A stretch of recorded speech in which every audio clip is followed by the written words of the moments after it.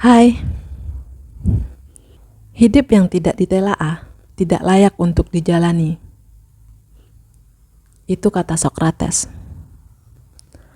Sokrates mungkin terdengar ekstrim, tapi ada benarnya. Diri baiknya juga ditelaah. Semakin memahami diri, semakin nyaman kita menjalani hidup. Kiranya, itulah yang saya rasakan dalam beberapa tahun terakhir. Dulu saya lebih mudah cemas, bingung, dan tak jarang pula saya terombang-ambing emosi atau opini orang-orang. Pernah juga hilang kendali atas diri, sehingga berujung pada sejumlah keputusan hidup yang kurang bijak. Konflik dalam diri juga biasanya berakibat konflik dengan orang lain. Jadinya, kita kurang menikmati dan merasa puas dengan hidup yang kita rasakan. Mengenal diri adalah sebuah proses yang panjang dan tidak selalu mudah. Proses di mana kita berani menatap dan menganalisa diri dari segala sisi, termasuk sisi yang tidak mengenakan. Dengan menganalisa diri kita belajar memahami apapun emosi yang kita rasakan. Dari mana akar emosi ini, dan kenapa emosi ini ada dalam diri kita. Ini membuat kita lebih mampu menanggapi situasi sulit dengan cara lebih tenang dan bijak. Orang yang tidak kenal dirinya biasanya tidak berdaya di hadapan opini publik. Ia lapar pujian, berhati rapuh, mendengar pujian, hati mengembang. Tapi sekalinya merasa dihina, bisa langsung marah atau cut down. Tidak sehat menggantungkan emosi dan harga diri pada apa kata orang, bukan? Orang yang tidak terlalu kenal dengan diri cenderung jadi pengikut, mudah terbuai arus tren, mengadopsi suara publik paling dominan, tanpa pikir panjang atau kritis. Makanya sulit baginya untuk jadi individu yang kreatif dan otentik. Ia cenderung mengalami masalah dalam percintaan, masalah dunia kerja, masalah dalam keuangan, dan masalah hubungannya terhadap orang lain.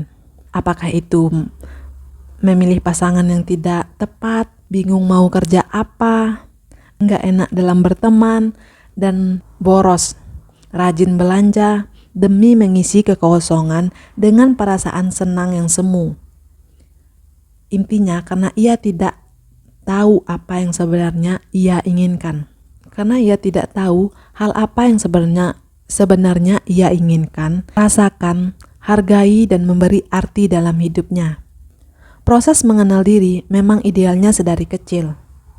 Mereka yang mengenal diri biasanya beruntung, karena dibesarkan figur pengasuh yang membantunya memahami dirinya sejak kecil. Figur pengasuh yang mampu mengamati anak secara dalam objektif dengan perhatian penuh dan merasa kasih sayang membantu anak mendengarkan dan memahami emosinya sejak dini.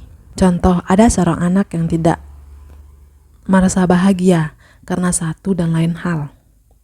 Di hari ulang tahunnya, yang seharusnya jadi hari bahagia, daripada berkata betapa cerianya anak ibu dan bapak, ayo dong tersenyum, ini kan hari bahagia kamu. Figur pengasuh yang dengan tanpa mengurangi rasa cintanya terhadap sang anak, dengan memberi kasih sayang, membiarkan anak merasakan apa yang ia rasakan, memberi ruang anak untuk belajar memahami perasaan rasa yang paling otentik untuk dirinya sendiri. Figur pengasih yang baik adalah ia yang tidak cepat menghukum, menghakimi, atau menyalahkan anak. Ia bersedia mendengarkan apa yang anak inginkan dan perlu kemukakan. Aksi sederhana ini punya dampak besar dalam membantu anak tersambung dengan dirinya sendiri. Lantas, apa langkah untuk mengenal diri di usia dewasa? Refleksi diri caranya beragam. Tinggal pilih saja yang paling sesuai dengan kamu. Kalau saya suka baca buku tentang filosofi, psikologi, melakukan meditasi, dan juga menulis buku harian. Meditasi membantu menciptakan jeda antara stimulus dan respon, antara provokasi dan reaksi. Meditasi menyediakan tempat untuk saya tanya jawab dengan diri sendiri, dan ini melatih saya untuk bisa memilih bagaimana saya mau bereaksi terhadap suatu hal, terutama dalam situasi sulit. Tulis juga punya efek yang kurang lebih sama. Tulisan buku harian yang kesannya ngalor ngidul di awal, ketika dibaca lagi sering tersirat apa yang alam bawah sadar kita sebenarnya inginkan. Jika cara self-help atau bantu diri belum afdol, seorang psikoterapis bisa membantu kamu berkaca, mengurai sejumlah peristiwa hidup yang masih mengganjal dalam hidup. Yang lebih memuaskan, proses psikoterapi bisa menuntut kamu menelaah diri, mencari tahu kelebihan, kelemahan, kebutuhan, perasaan, pikiran, pola pikir, dan akar perilaku secara dalam, sehingga menjadi lebih terampil menangani diri dan ketika berurusan dengan orang lain. Semua ini bertujuan untuk melihat diri secara utuh, sehingga terasa makin solid dari dalam. Tapi ya, seperti semua manusia, ia akan berhadapan dengan masalah hidup tertentu yang kadang masih bisa merasa kesal, terganggu, cemas, panik, stres. Namun tantangan ini bisa ia hadapi dengan lebih tenang. Nah, dengan mengenali diri sendiri, kita menjadi lebih tahu apa yang kita inginkan, apa yang diri kita ingin ungkapkan kepada kita, dan kita bisa lebih tenang dalam menghadapi masalah-masalah kita yang ke depannya tanpa peduli apa pendapat orang lain. Nah, hal bijak apa yang telah kamu lakukan? Apakah kamu sudah kenal dengan diri sendiri? Silakan tulis komentar kalian di kolom komentar. Terima kasih telah menonton dan sampai jumpa di video lainnya.